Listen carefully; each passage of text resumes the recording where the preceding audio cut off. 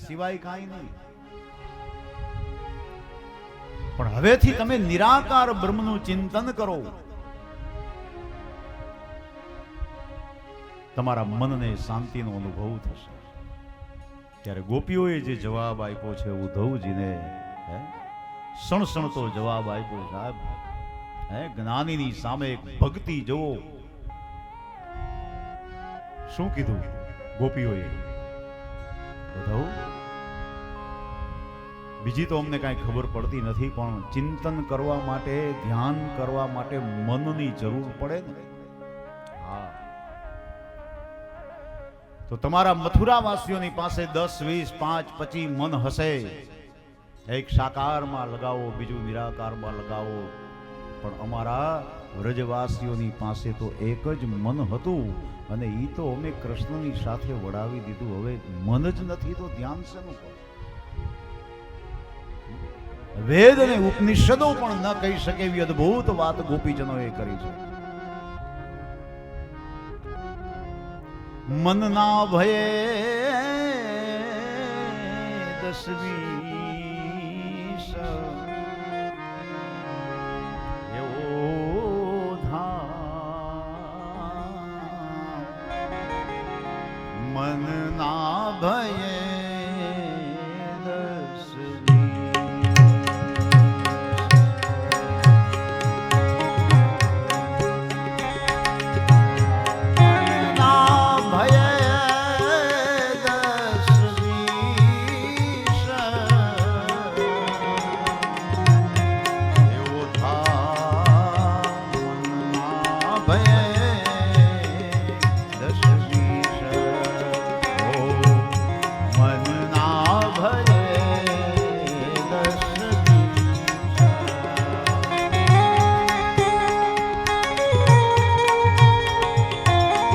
મનના ભય 10, 20 ઓધા. અમારી પાસે 10, 20, 25 મન નથી કે જે સાકારમાં નિરાકારમાં બધે લગાવી. અમારી પાસે તો એક મન હતું, અને એ કૃષ્ણની હારે વડાવી દીધું. હવે મન જ નથી તો ચિંતન શેનું કરું? મનના ભય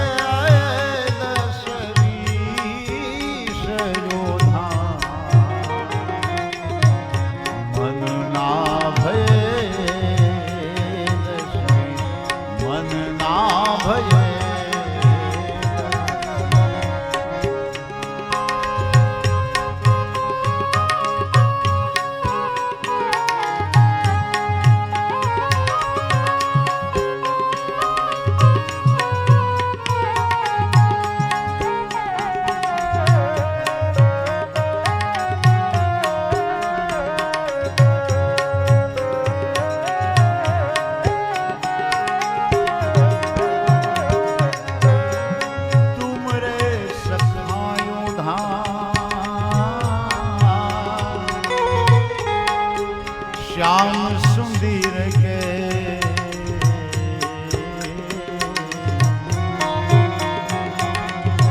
तुमरे सखा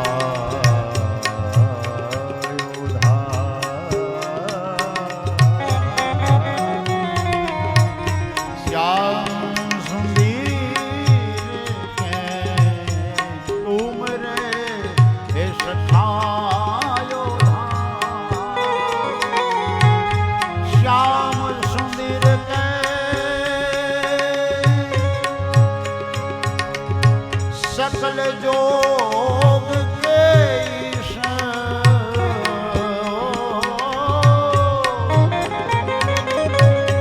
सकल जोग के ईश योधा मन ना भजे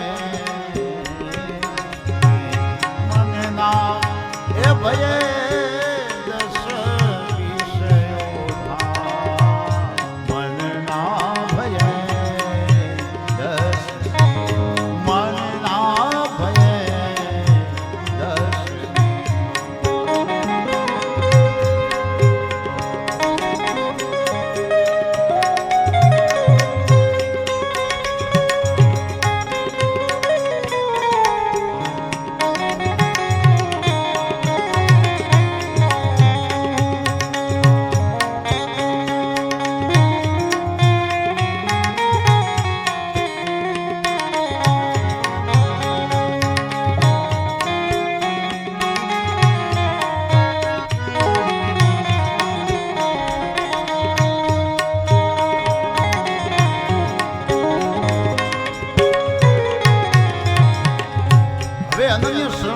વાત કરી જો ગોપીઓએ કે અનન્ય ભક્તિ કોને કહેવાય?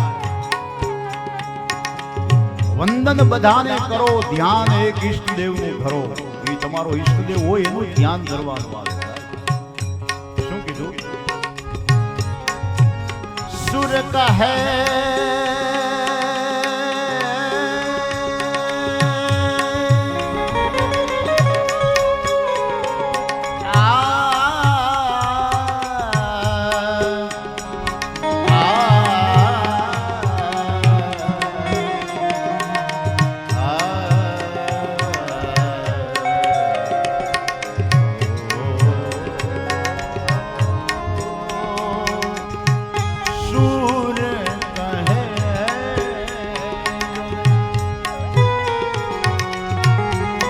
નંદ નંદન બિનુ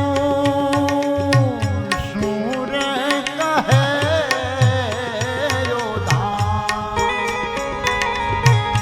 નંદ રે એ નંદન બિનુ और नहीं जगदीश ए और ए नहीं जगदीश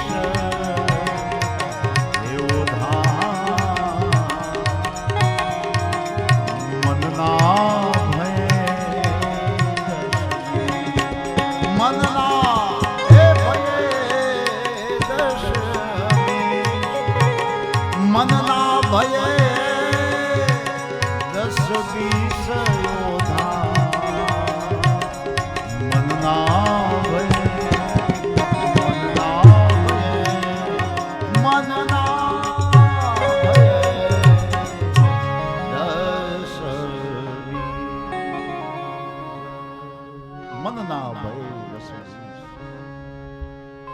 સણસણતો જવાબ ઉદ્ધવને આપ્યો છે ગોપીઓએ. જો ઉદ્ધવ નતમસ્તક બની ગયા. ઓહો, ધન્ય છે ગોપીજનો, તમને હજારો વાર ધન્ય છે.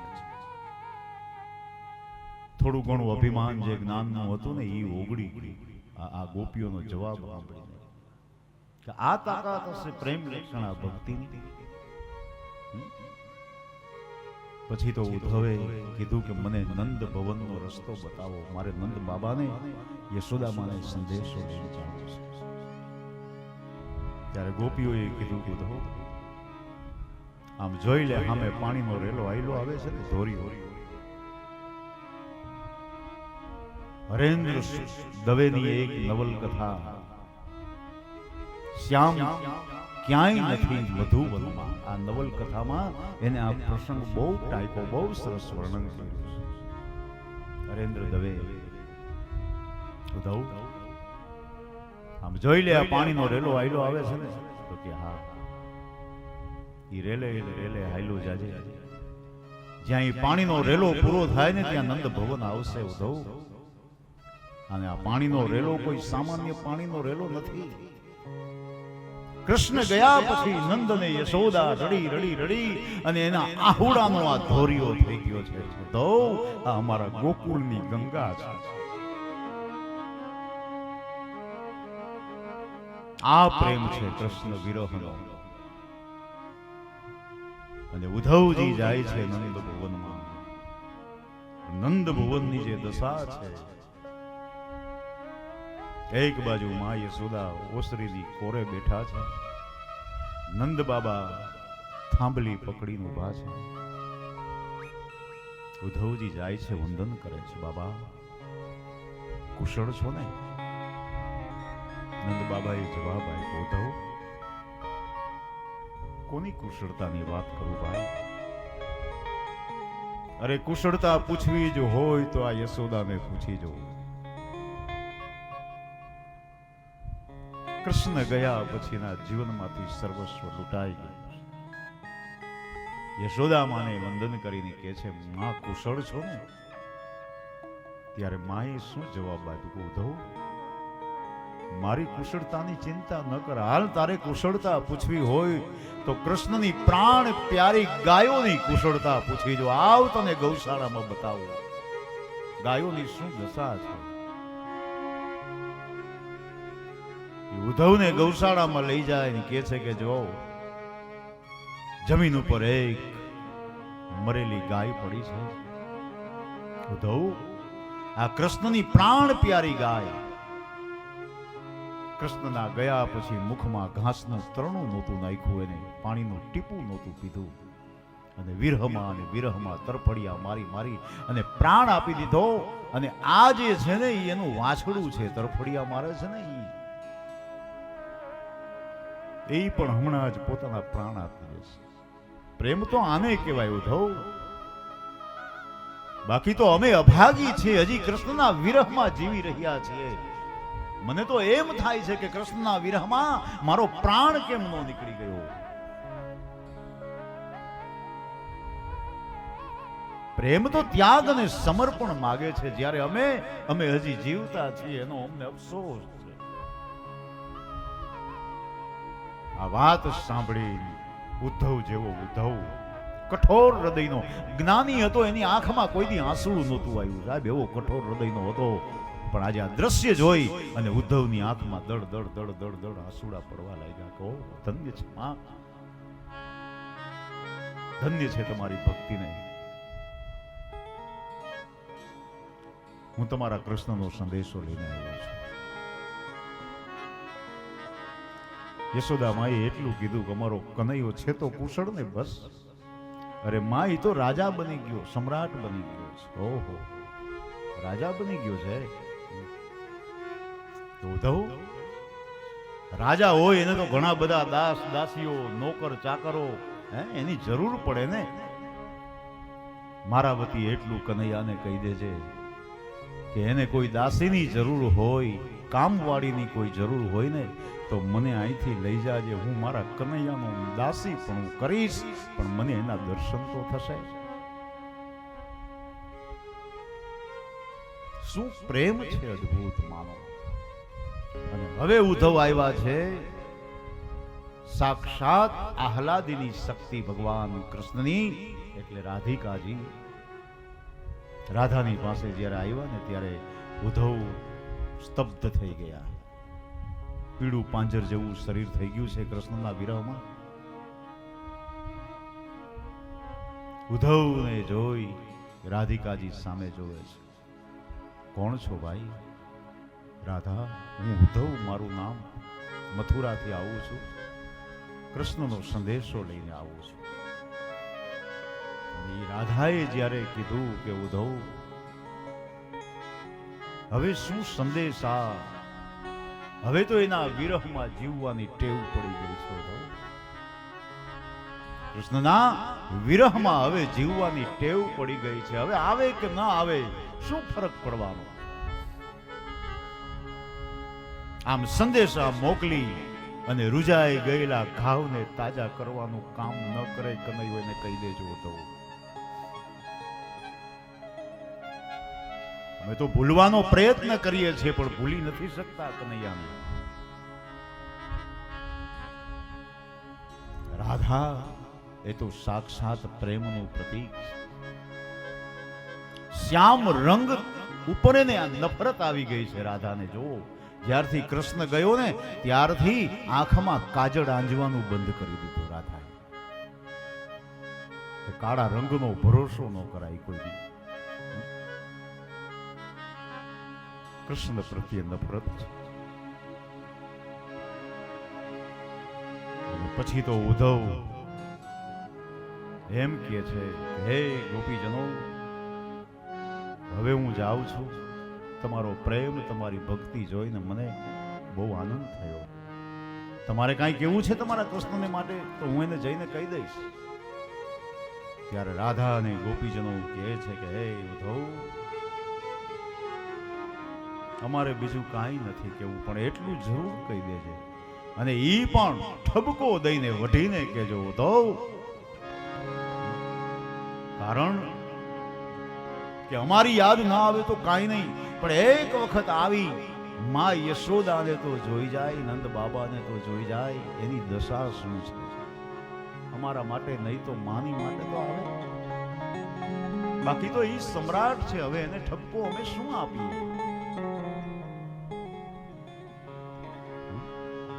એટલું જરૂર કહેજો તો કે ક્યારેક સમય મળે ને ક્યારેક ફુરસદ મળે ને તો આ બાજુ આટો મારી જાય. એ જીઓ ધાજી એમ મારા એ જીવાલા ને એ વઢીને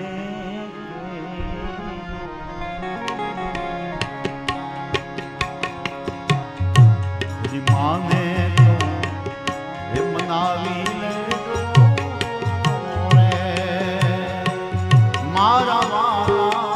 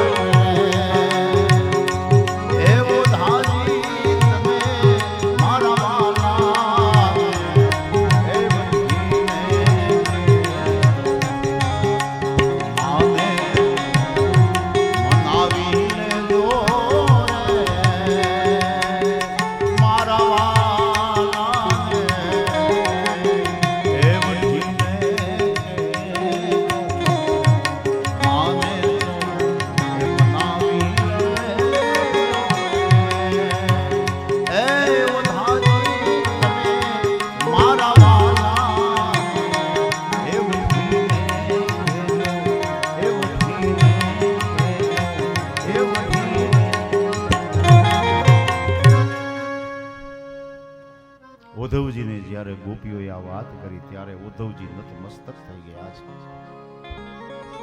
આજે પ્રમાણ આપી દીધું જગતના ચોકમાં.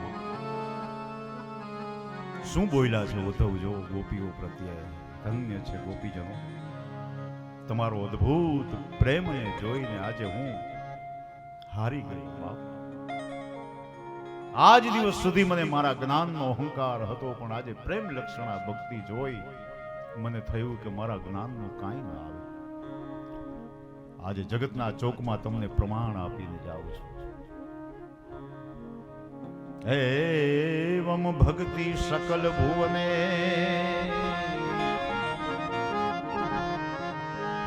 એવમ ભક્તિ સકલ ભુવને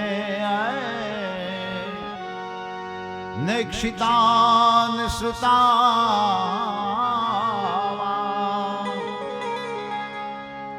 કિમ શાસ્ત્રોદ્ય કિમિહ તપસા ગોપિકાભ્યો નમોસ્તુતે કિમ શાસ્ત્રોદ્ય કિમિહ તપસા ગોપિકાભ્યો નમોસ્તુતે. ધન્ય છે ગોપીજનો, તમારી ભક્તિ સકલ ભુવનમાં ત્રણે ત્રણ લોકમાં દિવ્ય છે. કારણ કે કયા શાસ્ત્રનું પઠન કરવાથી, કેવું તપ કરવાથી આવી ભક્તિની પ્રાપ્તિ થાય, એવી ભક્તિ આજે તમે પ્રાપ્ત કરી છે બાપ. તમારા ચરણોમાં કોટી કોટી વંદન કરું છું. આજે ઉદ્ધવનું માથું ગોપીના ચરણોમાં ઝૂકી ગયું. એક જ્ઞાનીનો પરાજય થયો, ભક્તિની સામે જ્ઞાનનો પરાજય થયો. ભક્તિનો સર્વોપરી વિજય થયો. આ પ્રેમ લક્ષણા ભક્તિ છે. ઉદ્ધવજીનો અહંકાર દૂર થયો. પાછા જ્યારે મથુરા આવે છે, ભગવાનને મળે છે. પ્રભુ, અદ્ભુત પ્રેમ છે તમારા વ્રજવાસીઓનો પ્રેમ મેં જોયો. કૃષ્ણએ કીધું ઉદ્ધવ, એ તો મેં તને ત્યાં મોકલ્યો તો એટલા માટે કે તારો અહંકાર દૂર થાય. બાકી હું મારા વ્રજવાસીઓને છોડીને આવ્યો જ નથી બાપ. એના હૃદયની અંદર હંમેશા ને માટે મારું સ્થાન હોય. તો આ ઉદ્ધવાગમનની જે કથા છે એ જ્ઞાન અને ભક્તિની કથા છે. જગતને બતાવ્યું કે જીવનમાં એકલું જ્ઞાન કામ ન આવે. તમે ગમે એટલું જ્ઞાન પ્રાપ્ત કરી લ્યો, પણ જો એની સાથે ભક્તિનો સંયોગ ન હોય તો જ્ઞાનની કોઈ કિંમત નથી. જ્ઞાન કોરું છે. એટલા માટે જ્ઞાન અને ભક્તિ બંનેનો સમન્વય હોય તો જીવન જીવવાની મજા આવે. ત્યાર પછી એક દિવસ એવા સમાચાર મળ્યા કૃષ્ણને કે હસ્તિનાપુરની અંદર કૌરવોએ કપટ કરી પાંડવોને લાક્ષાગૃહમાં બાળી નાખવાનો પ્રયત્ન કરવામાં આવ્યો. અને કૃષ્ણને બહુ ચિંતા થાય છે પોતાના પાંડવની. અને એને કીધું અક્રૂરને, કાકા તમે જાઓ, જઈને તપાસ કરો. અને ત્યારે અક્રૂરજી જાય છે, પણ ત્યાં તો ભગવાનની કૃપાથી પાંડવો હેમખેમ બચી ગયા છે, એને કાંઈ થયું નથી. પણ ધૃતરાષ્ટ્રને અક્રૂર ઉપદેશ આપે છે કે ભાઈ આ બધું શું કામે કરો છો?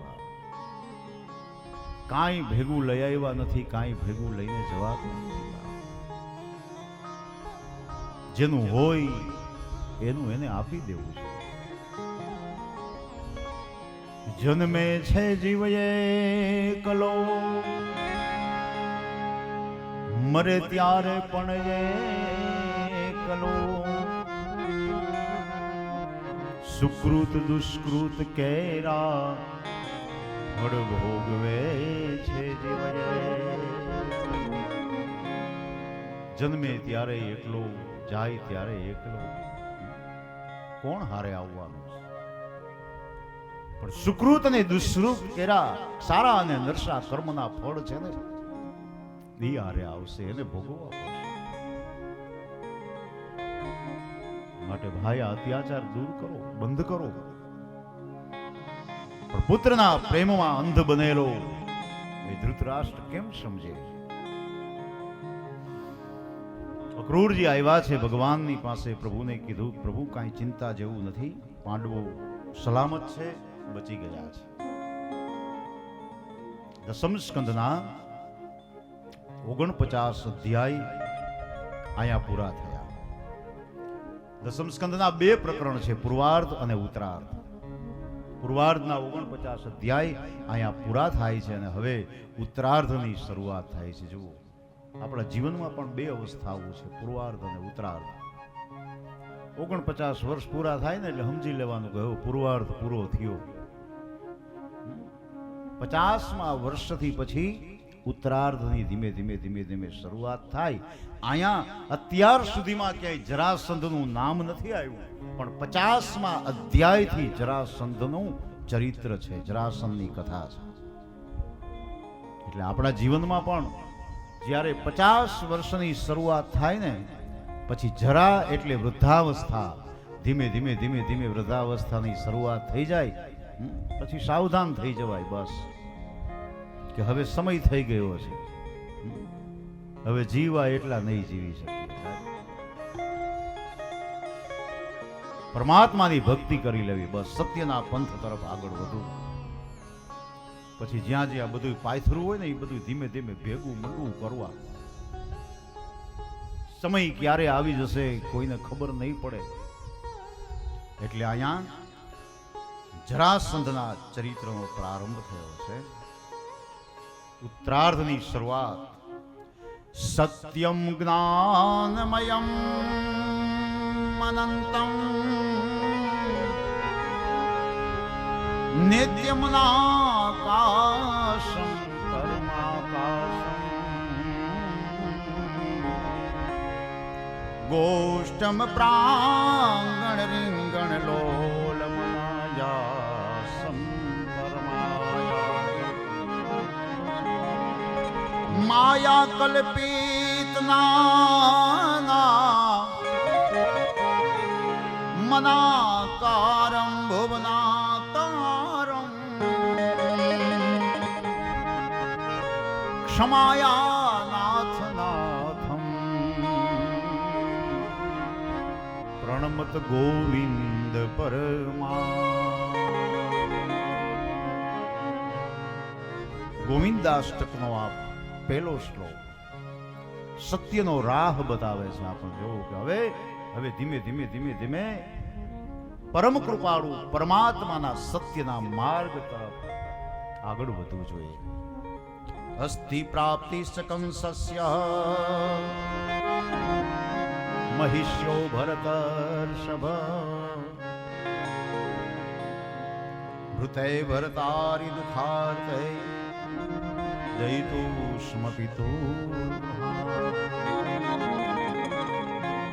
સુખદેવજી મહારાજ રાજા પરીક્ષિતને સાવધાન કરે છે કે હે રાજા, કંસની 2 પત્નીઓ હતી, અસ્તિ અને પ્રાપ્તિ. ભગવાન કૃષ્ણએ જ્યારે મથુરામાં કંસનો વધ કર્યો, એને મારી નાખ્યો કંસને, પછી એની 2 પત્નીઓ અસ્તિ અને પ્રાપ્તિ આ મગધ દેશના રાજા જરાસંધની 2 દીકરીઓ હતી. પતિનું મૃત્યુ થયું એટલે બંને નિરાધાર બની, વિધવા બની અને બાપના ઘેરે જાય છે. જરાસંધની પાસે જઈ નીલગિરી પર્વતનો રાજા જરાસંધ એના ખોળામાં માથું મૂકીને બંને પત્નીઓ રડે છે. આજે યુવાન દીકરીઓ એની આંખમાં આંસુ જોયા અને પૂછ્યું, શું થયું બેટા, કેમ રડો છો? અસ્તિ અને પ્રાપ્તિએ કીધું કે અમારા પતિનો વધ કરી નાખ્યો કૃષ્ણએ, અને ત્યારે જરાસંધનું લોહી ઉકળી ઉઠ્યું કે ઓહો, એ ગોવાળિયાની આ હિંમત, મારી બંને યુવાન દીકરીઓને વિધવા બનાવી. કૃષ્ણ તે આ સારું નથી કહ્યું, આનો બદલો હવે હું જરૂર લઈશ. અને એ જ સમયે જરાસંધે 23 અક્ષૌહિણી સેના તૈયાર કરી અને હુકમ કર્યો કે જાઓ મથુરાના રાજ્ય ઉપર ચડાઈ કરો. પોતાનું દળ કટક લઈ એમ કહેવાય કે મથુરાના રાજ્ય ઉપર ચડાઈ કરી. પણ યાદવોનું સંગઠન બહુ મજબૂત હતું, બહુ શક્તિશાળી હતું, સંપ સારો હતો. એટલે બધા યાદવોએ સાથે મળી અને જરાસંધનો સામનો કર્યો અને જરાસંધ હારી ગયો. બીજી વખત ચડાઈ કરી, બીજી વખત હારી ગયો. ત્રીજી વખત ચડાઈ કરી, ત્રીજી વખત હારી ગયો. આમ 17 વખત મથુરાના રાજ્ય ઉપર ચડાઈ કરી પણ જરાસંધનો વિજય ન થયો. પછી એ હિંમત હારી ગયો.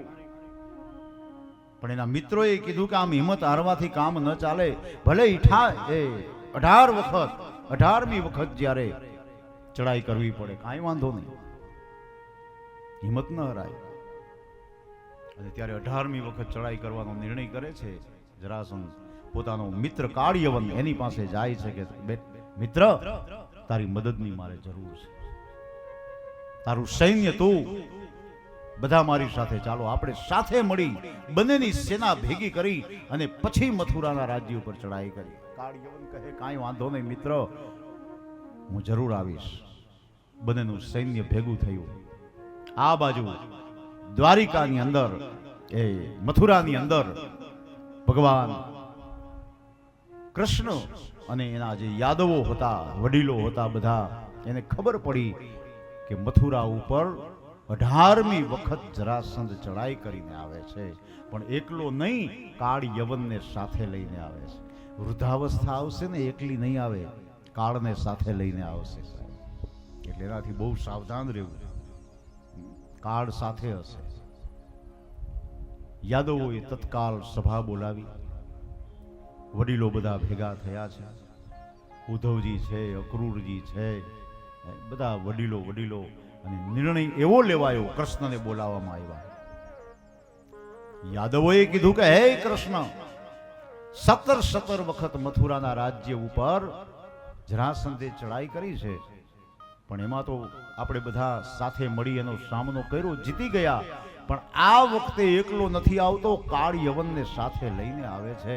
એટલે હવે એની સામે લડવું એ આપણા માટે બહુ મુશ્કેલ છે.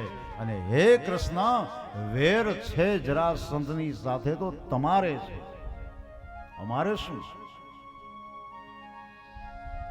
અમને તો સુખેથી રહેવા દો. માટે તમે એક જ આ મથુરાનું રાજ્ય છોડીને ચાલ્યા જાવ એટલે અમે તો સુખેથી જીવી શકીએ. આ સમાજ, આ પરિવાર જો બદલતા વાર નહીં લાગે સાહેબ. પોતાનો સ્વાર્થ પૂરો થયો એટલે બદલતા વાર નહીં લાગે. કંસે મરતા મરતા કીધું તું કૃષ્ણને. કંસ જ્યારે ધરતી ઉપર પડ્યો ને ત્યારે કંસ બોલ્યો છે, ગોવિંદ, હે કનૈયા, હું મરી જાઉં તો એનો મને કોઈ અફસોસ નથી. મથુરાનો અધિપતિ મહાબલી કંસ વિજયને જેમ પચાવી જાણે છે એમ પરાજયને પણ પચાવી જાણે છે.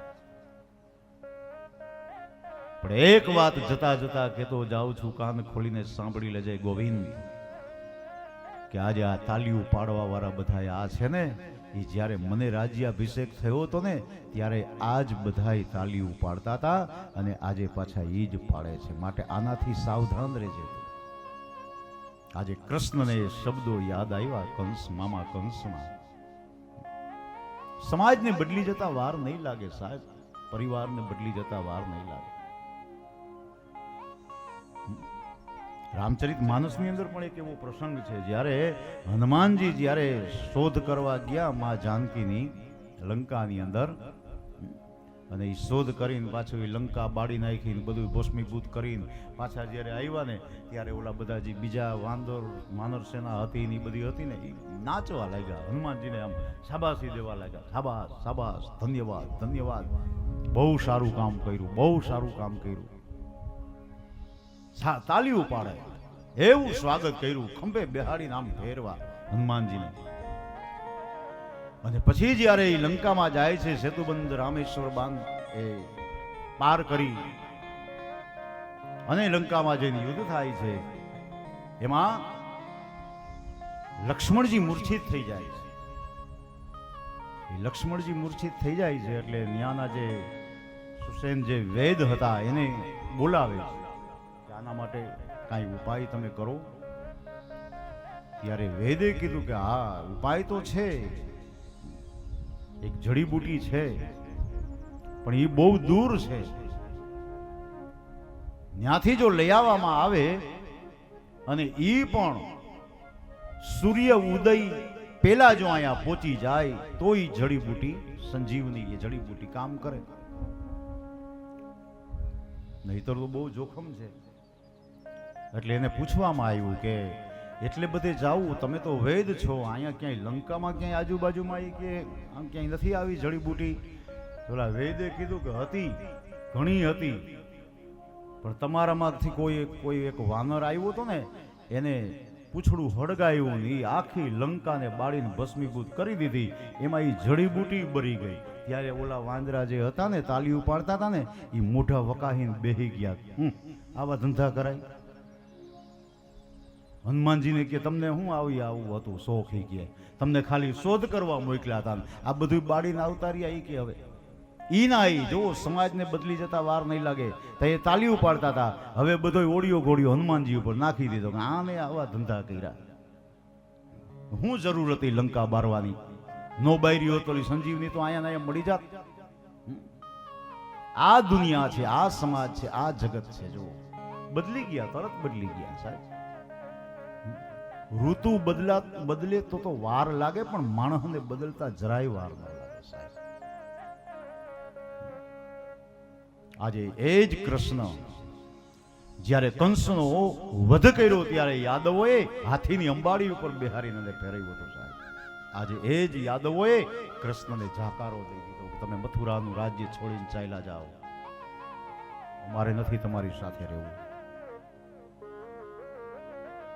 કૃષ્ણ કહે કાંઈ વાંધો નહીં, તમારું આ મથુરાનું સામ્રાજ્ય તમને મુબારક. ત્યાંથી નીકળી જાય છે.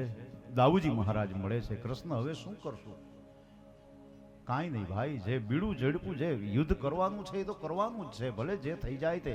પણ તમે એક કામ કરો, તમે અહીંથી જાઓ આનર્ત દેશની અંદર, આનર્ત હાલનું ઓખા મંડળ, ઓખા દ્વારિકાની બાજુમાં, ત્યાં જઈને તમારું રાજ્ય સ્થાપો. કારણ કે આનર્ત ઓખા મંડળનું રાજ્ય દાઉજી મહારાજને દાઈજામાં મળેલું હતું. તમારી પાછળ હું આવું છું. અને પછી ભગવાન શ્રી કૃષ્ણ પરમાત્મા સમુદ્ર નારાયણ ભગવાનને પ્રસન્ન કરી થોડી જગ્યા માગે છે અને દેવોના શિલ્પી વિશ્વકર્માને બોલાવી અને એક દિવ્ય બ્રહ્મ વિદ્યારૂપ એક નગરીનું નિર્માણ કરે છે. એક જ રાત્રિની અંદર એ વિશ્વકર્માએ એ નગરીની રચના કરી દીધી. એવો કોટ બનાવ્યો ફરતી બાજુ, એવા ભવન બનાવ્યા, બાગ બગીચા, એવું રાચ રચીલું બનાવી દીધું. અને યાદવોને કીધું કે તમે અહીંયા રહ્યો. યાદવો વિચાર કરે કે બહાર નીકળવું છે, પણ આમાં દ્વાર ક્યાં? દ્વાર મળતું નથી. એવી અટપટી આંટી ઘૂંટી વાળી એ નગરી. દ્વાર ક્યાં કેવા લાગ્યા? નામ પડ્યું બ્રહ્મ વિદ્યા રૂપી દ્વારિકા.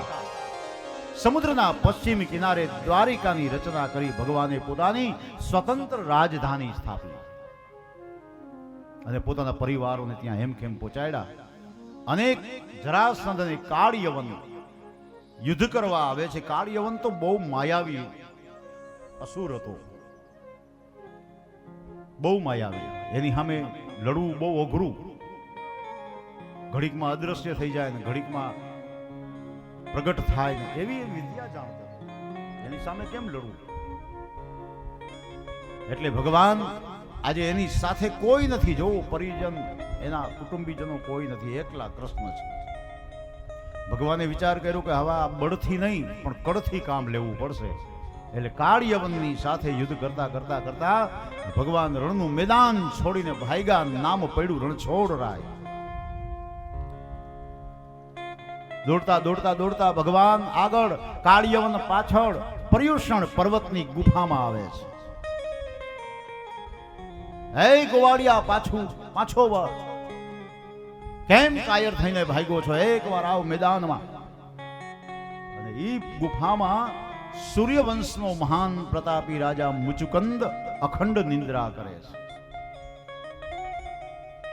એને દેવોએ વરદાન આપેલું હતું, મહારાજ તમારી નિંદ્રાનો કોઈ ભંગ કરશે ને તો એ બળીને ભસ્મ થઈ જશે, તમારી આંખમાંથી દિવ્ય જ્યોતિ પ્રગટ થશે. એટલે ભગવાને યુક્તિ કરી, મુચુકંદ જે અખંડ નિંદ્રા કરી રહ્યા છે એના ઉપર પોતાનો ખેસ ઉડાડી દીધો, પોતે ગુફામાં છુપાઈ ગયા. થોડી વારમાં કાળિયવન આવ્યો બરાડા પાડતો પાડતો કે એ ઉભો થા કાયર, એક વખત આવ મેદાનમાં. એને એમ કે આ કૃષ્ણ છે. યામ ખેસ પકડી અને ખેંચી પગની લાત મારી, અને લાત મારી એવી જ મુચુકંદી નિંદ્રાનો ભંગ થયો અને નિંદ્રામાંથી જાગે, આંખો ખોલી અને એવી તેજ જ્યોતિ પ્રગટ થઈ. કાળયવનની સામે જોયું તો ભડ ભડ ભડ ભડ ભડ બળીને ભસ્મ. યુક્તિથી એક યવનને માર્યો. પછી તો મુચુકંદ કહે છે કે પ્રભુ, આ કામમાં તમે મને નિમિત્ત બનાવ્યો, મને આ પાપનો ભાગીદાર બનાવ્યો.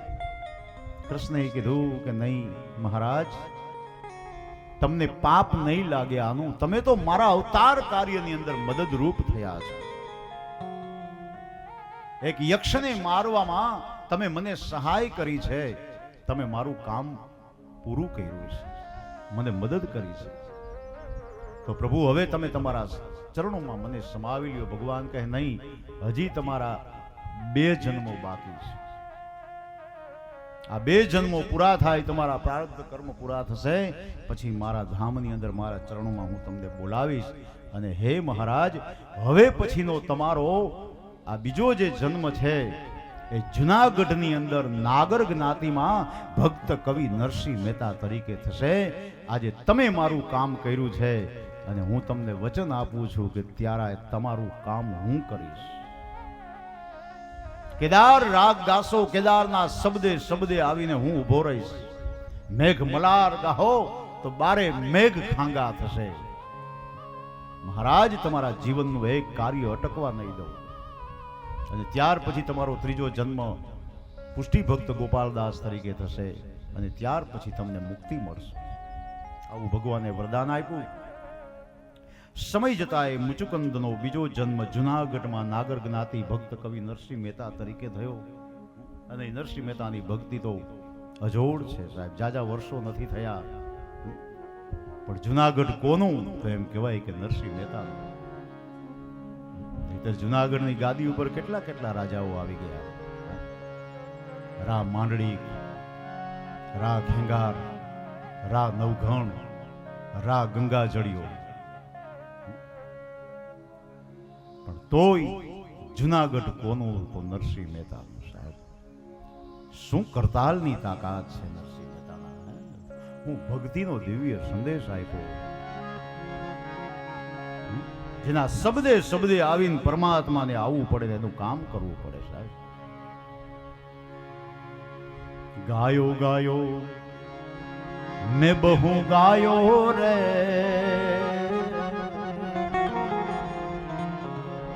વિઠ્ઠલો મારો જુનાગઢમાં એ નરસિંહે ગાયો રે, વિઠ્ઠલો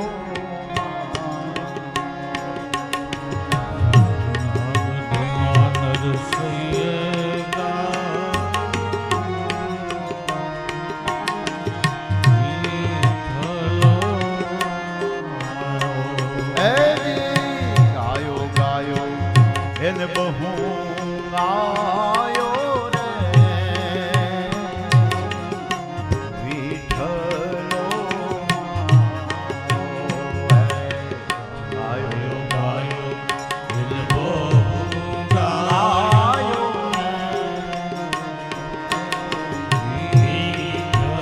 વિઠ્ઠલો હે જી કુમાર બાયા ઉરામા બાયા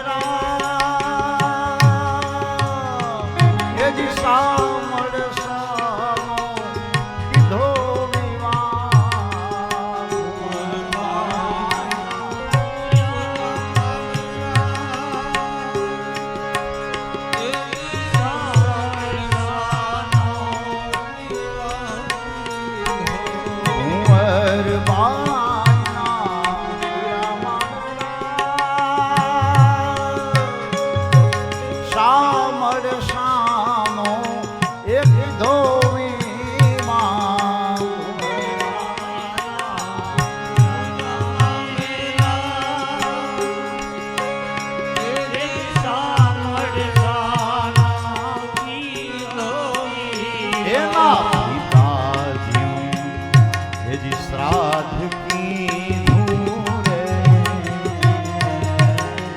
પિતાજીનું હેજી શ્રાદ્ધ કીધું રે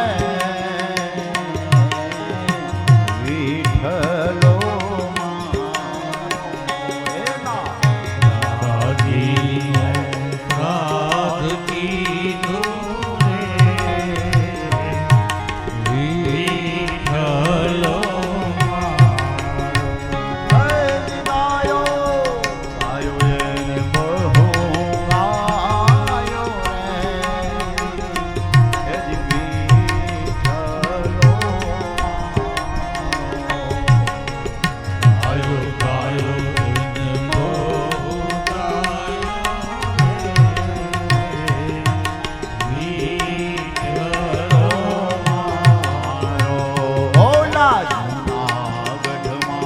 નરસિંહે ગાયો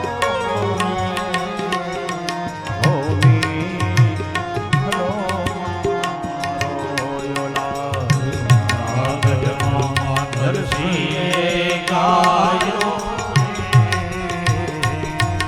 વિઠ્ઠલો મારો વિઠ્ઠલો અરે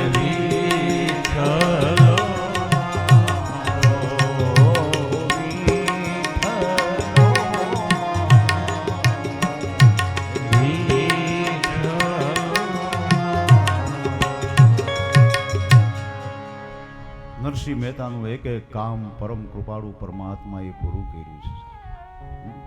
સામરસાનો વિવાહ હોય, કુંવરબાઈનું મામેરું હોય કે નરસિંહ મહેતાના પિતાનું શ્રાદ્ધ હોય, ભગવાને આવી અને એના અધૂરા કામને પૂરા કર્યા. એમ કહેવાય છે કે નરસિંહ મહેતાના 52 કામ પરમાત્માએ પૂરા કર્યા હતા. 52. જુનાગઢની ધરતી ઉપર ત્રિલોકનો નાથ 52 વખત આવ્યો. આ ભક્તિ છે સાહેબ. ભક્તિ શું ન કરી શકે? ભક્તિની આ તાકાત છે. નરસિંહ મહેતા પોતાના જીવનને ભૂલી ગયો હતો. નરસિંહ મહેતા તો સર્વસ્વ ભૂલી ગયો હતો. આપણે ન કહેતા હોય હાવ મારું ખાતું તો હાવ નરસિંહ મહેતા જેવું લે. હવે નરસિંહ મહેતા તો આખા સંસારને ભૂલી ગયો તો. તું ક્યાંય બીડી બાકસ ભૂલી નથી આવતો. નરસિંહ મહેતાના કામ તો ભગવાને પૂરા કર્યા હતા, એકે અટકવા ન દીધા, અને આપણા બધાય અધૂરા છે સાહેબ. નરસિંહ મહેતા થાવું ને બહુ વાર લાગે. જગતમાં ભક્તિનો મહિમા વધારનાર કોઈ હોય તો ભક્ત કવિ નરસિંહ મહેતા. સામરસાને ઊંડી સ્વીકારવી પડે સાહેબ. દ્વારકાની બજારમાં જ્યારે સામરસા શેઠ બનીને ત્રિલોકનો નાથ આવ્યો હશે, શું ભક્તિની તાકાત! ભરોસો તો જુઓ નરસિંહ મહેતાનો ભરોસો કેવો હતો સાહેબ. ભરોસા માથે ઊંડી લખી નાખી. હવે સ્વીકાર તોય ભલે ન સ્વીકાર. ઈ મારા નાથે નરસિંહનો ભરોસો કોઈ દી ભોઠો ન પડવા દીધો જગતમાં. એક એક કામ આમ આવીને કર્યું. આ નરસિંહ મહેતા. અને પછી એનો ત્રીજો જન્મ થાય છે. ગોપાલદાસ તરીકે એક જ શ્વાસમાં યમુનાજીના 41 પદોની રચના કરી નાખી ગોપાલદાસ. ત્યાર પછી એને મુક્તિ મળી. તો આ ભક્તિનો મહિમા છે. અને હવે સુખદેવજી મહારાજ વર્ણન કરે છે કે રાજા, હવે હું તને ભગવાનનો દિવ્ય ગ્રહસ્થી ધર્મની કથા કહેવા જઈ રહ્યો છું. કૃષ્ણ અને રૂક્ષ્મણીનો જે વિવાહ થયો, એ વિવાહ દાંપત્ય જીવન, દિવ્ય ગ્રહસ્થ જીવનની કથા કહેવા જઈ રહ્યો છું. માટે સાંભળો કે વિદર્ભ દેશની અંદર અમરાવતી નામે સુંદર શહેર, ત્યાં મહાન પ્રતાપી રાજા ભીષ્મક રાજ કરે છે. એમની રાણીનું નામ સુમતી છે. એને ત્યાં 2 સંતાનો થયા, એક દીકરો અને એક દીકરી. દીકરાનું નામ રૂકમી છે, દીકરીનું નામ રૂક્ષ્મણીજી છે. પણ રૂક્ષ્મણીજી બાળપણથી ભગવાન કૃષ્ણની કથાઓ સાંભળે, એના પરાક્રમો સાંભળે એટલે મનમાં ગાંઠ વાળી લીધી કે વિવાહ કરીશ તો કૃષ્ણની સાથે કરીશ, બાકી કોઈની સાથે નહીં. આવી એક ગાંઠ વાળી લીધી મનમાં. રૂક્ષ્મણીજી સાક્ષાત લક્ષ્મીજીનો અવતાર છે. એવા સ્વરૂપવાન, ગુણવાન, એવા સંસ્કાર છે. ધીમે ધીમે ધીમે ધીમે રૂક્ષ્મણીજી યુવાન થાય છે ત્યારે માતા પિતાને એના વિવાહ કરવાની ચિંતા થઈ. દીકરીને પૂછ્યું કે બેટા તારા મનમાં જે હોય તે કહી દે, તારા વિવાહની અમારે તૈયારી કરવાની છે. સંકોચ રાખ્યા વગર કહે. અને ત્યારે રૂક્ષ્મણીજીએ કીધું, પિતાજી હું તો મનથી કૃષ્ણને વરી ચૂકી છું, હું બીજા કોઈની સાથે વિવાહ નહીં કરું. માતા પિતાની સહમતિ છે, ભલે બેટા કાંઈ વાંધો નહીં, કૃષ્ણની સાથે તારો વિવાહ થશે. પણ એનો ભાઈ જે રૂકમી છે એ આ વાતને સહમત નથી કે મારી બહેનનો વિવાહ કૃષ્ણની સાથે હરગીજ નહીં થવા દઉં, કારણ કે એ તો કપટી છે, ગોવાળીઓ છે. એની સાથે વિવાહ કરીને મારી બહેનને શું સુખ મળવાનું છે? હું તો મારી બહેનનો વિવાહ શિશુપાલની સાથે કરાવીશ.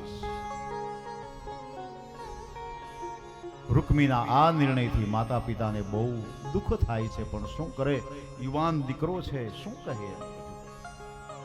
રૂક્ષ્મણીજીના મનની અંદર બહુ દુઃખ થાય છે. કહો હવે શું કરું?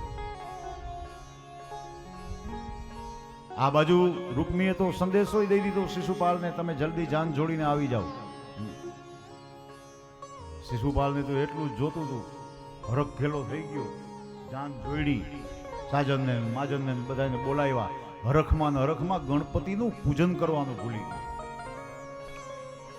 હવે સારા કામમાં તો ગણપતિ પહેલા હોય, ગણપતિનું પૂજન જ કરવાનું ભૂલાઈ ગયું. હવે ઈ વિવાહ કેમ સફળ થાય વિચાર કરો. કારણ કે ગણપતિ છે ને એ વિઘ્નના હરતા દેવ છે, અને યોગ્ય સમય એનું પૂજન અર્ચન ન થાય તો વિઘ્નના કરતા પણ બની શકે છે. માટે ગણપતિ પૂજા બહુ જરૂરી છે. ગણપતિ પૂજા કરવાનું ભૂલી ગયું. અહીંયા જાન આવી, ઉતારા આપ્યા, બધી સગવડ થઈ. અને રૂકમીએ રૂક્ષ્મણીજીના જે ભુવન હતું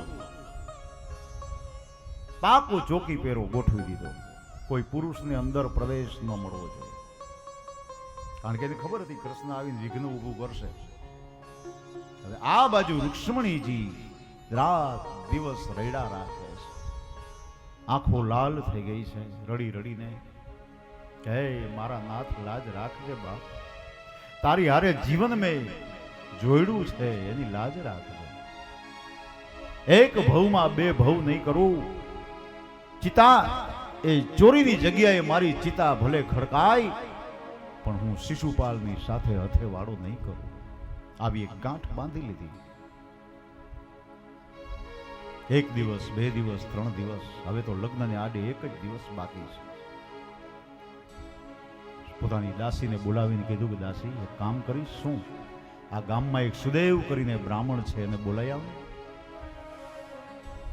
બ્રાહ્મણને બોલાવ્યો છું, સુદેવને વંદન કર્યા છે. પધારો બાપજી. બોલ બેટા, મને કેમ બોલાવ્યો? બ્રહ્મદેવ, આપ તો મારા વડીલ છો, મારા બાપની જગ્યાએ છો, હું તો તમારી દીકરી કહેવાય. હા બેટા બોલ. હું એક સંદેશો લખી દઉં તમને. સંદેશો અત્યારે ને અત્યારે જઈ તમે દ્વારિકા નાથના હાથમાં સુપ્રત કરી શકશો?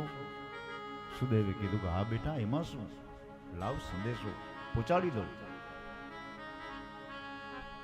અને રૂક્ષ્મણીજીએ સંદેશો લખે છે, હાથમાં કલમ લીધી છે, આંખમાં આંસુ છે.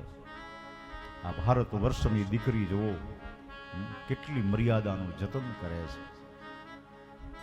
આ દેશમાં પ્રથમ કોઈ પ્રેમ પત્ર લખનાર હોય તો દેવી રૂક્ષ્મણીજી છે, અને આ દેશમાં પ્રથમ કોઈ પ્રેમ પત્ર લઈ જનાર હોય તો આ દેશનો પવિત્ર બ્રાહ્મણ છે.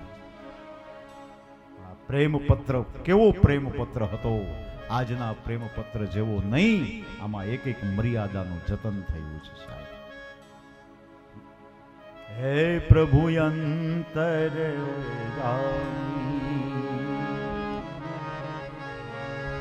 આંખમાં આંસુ દડ દડ દડ દડ દડ દડ. હે મારા નાથ મારી લાજ રાખજે બાપ.